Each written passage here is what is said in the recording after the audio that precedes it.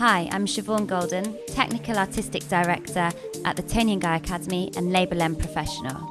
Here we are at the Work Studio, shooting our new 2016 collection, Socialised. For Socialised, Daniele De Angelis and I are working on our look, the Icon. The Icon is a saturated retro red colour.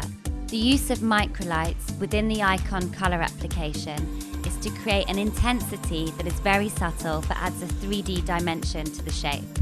Ultimately, we wanted to see a bright, intense red reflect, and also added a saturated, deeper root area to give the illusion of lighting and a silhouette.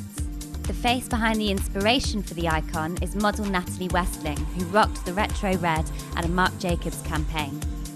From there, Natalie Westling's iconic red hair brought her all over New York Fashion Week and into different designers' advertorials and campaigns. Along with Natalie Westling, Prada's third chapter of their Iconoclast exhibition was advertised with a short, intense red-haired model that reflects the experimental and individual aspect of their collection. So now we've had a look at the behind the scenes for Socialised, let's go back to the studio and check out the step-by-step for the Icon colour application.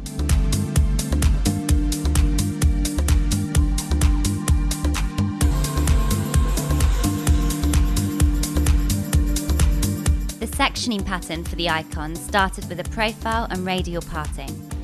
From there, I worked a diamond section around the top crown, and then using the 2 points of the diamond, used 2 horizontal sections out to the recession points. This created 2 further sections in the fringe area.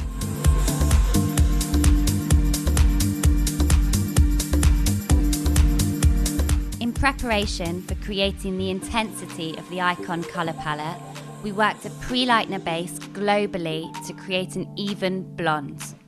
From there, I applied a very soft rosy toner to act as a pre-colour and allow my saturated red to sit heavily on top.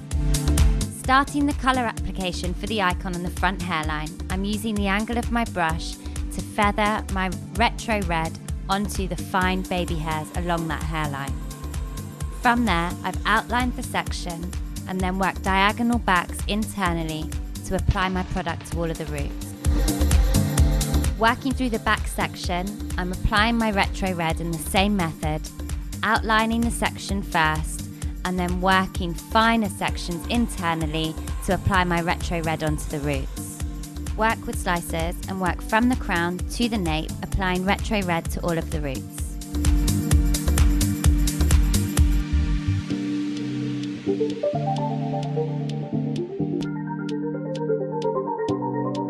Moving on to the opposite side, I'm applying my retro red again onto the hairline. I outline the section and work internally to apply my retro red to the root area.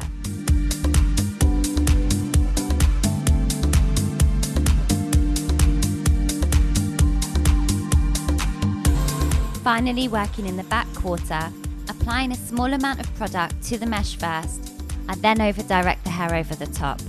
This helps the hair adhere to the mesh and makes sure we get an even saturation of colour throughout.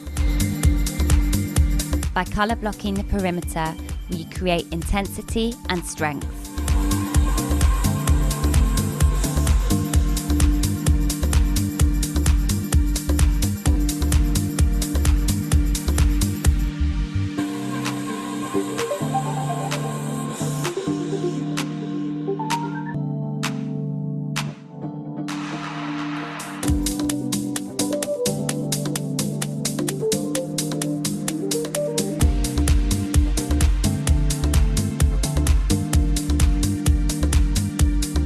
Now moving on to the front right-hand section, I'm applying retro red to all of the roots. Again, I'm starting my application on the hairline, using the angle of the tint brush in a gentle feathering technique to ensure no product comes into contact with the skin.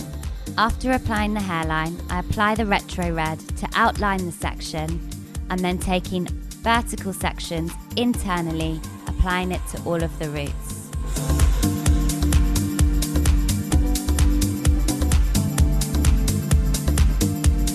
Now I'm going to go in and start my microlights technique. The first fine section that I take, I over-direct onto a mesh and apply the retro red through the lengths and ends.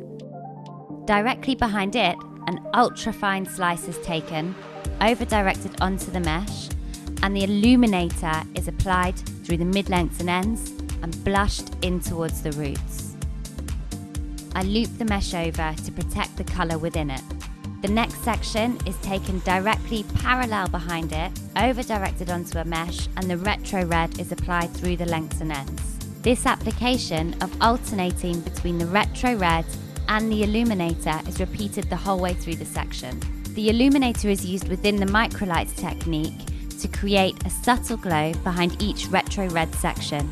This intensifies the overall result. This method of alternating between retro red and illuminator is continued the whole way through that section.